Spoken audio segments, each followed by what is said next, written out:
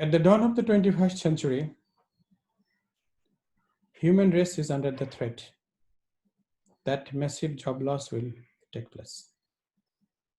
Human reproduction, with the help of robotic machine or intelligent machine, is posing threat to our occupation, to jobs, to the way we earn our livelihood. One of the areas where such jobless will likely take place is in the automobile. So far, we have been driving our automobiles and we are enjoying our life. Now the question would be, why are we after it? Autonomous driving or the self-driving car would look like an ordinary car, but it will not require a human driver behind the steering wheel to drive us around. What is wrong with that? It will make one's seat available for us or for the occupants. In most of the advanced countries, most of the people drive their cars by themselves. But there are also professional drivers who drive buses and trucks.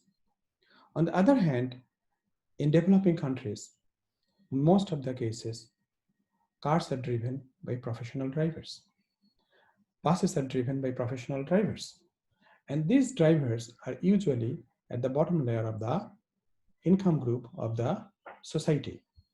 So apparently it seems that we are going to build machine capability or intelligent machine to kill these jobs. So does it mean that tech firms are after millions of poor drivers' jobs to make money? Or is there a greater purpose for which we have been pursuing this journey? By the way, already the society has invested more than $80 billion just over the last 10 years to succeed to replace human driver with sensor, with software and intelligent machine algorithms. There seems to be greater causes. Number one, we would like to reduce road accident. Number two, we would like to increase the throughput of our highways. It has been found that in the last year alone, as high as 1.35 million people died due to road accidents. Road accidents are causes of almost 3% GDP loss across the world. And more than 90% fatalities due to road accident occur in developing countries. And road accident is the major cause of injuries and death for the people who are below 30. Now, how can we succeed to address these issues through autonomous cars or robotic cars? It has been found that human error is the major cause of road accident. Yes, certain cases, human drivers are reckless. Certain cases, they could be intoxicated or they could be suffering from fatigue.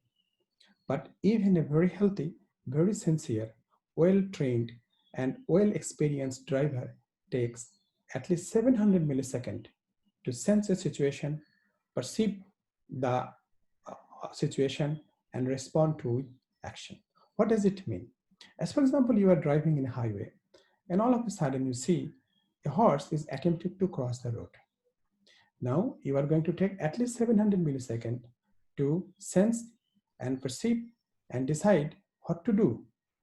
Should you slow down? Should we give a horn? Or should we apply the brake? You are going to take at least 700 milliseconds between the sensing, perception, and the action you are going to take. And most of the cases, accident occurs due to this 700 millisecond latency. And you see, when we drive on highways, as we keep driving faster, we are going to keep greater inter-vehicle distance. And this is due to this 700 millisecond latency limitation. As a result, though cars are able to have a far higher speed, but we do not drive them. And the Road Transport Regulatory Authority do not allow us because that reduces the throughput.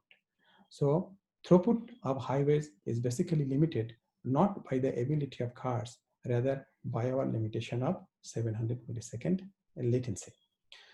So we have come to the understanding that the way technology is progressing, we might be able to reach to a situation when autonomous driving will require far less than 700 milliseconds to respond to the situation. As a result, roads would be safer, uh, roads would be safer, and throughputs of our highway would be higher. Now here is a issue. If we succeed to make it happen, then millions of drivers who are living at the lower income bracket of the society will likely suffer from job loss. Now here the society has a dilemma. In one side, there is a scope of taking the advantage of technology, of making the roads safer, saving life, and reducing the wastage of resources. On the other hand, there is a job loss threat. Usually, society has found that it is better to deploy technology to make our society safer and reduce our wastage of resources. Yes, along the way, we are going to also kill the jobs. And that is a place we need to predict and prepare so that this transition would be as less painful as possible so that we keep progressing with the advantage of technology, but we keep minimizing the suffering during the transition stage.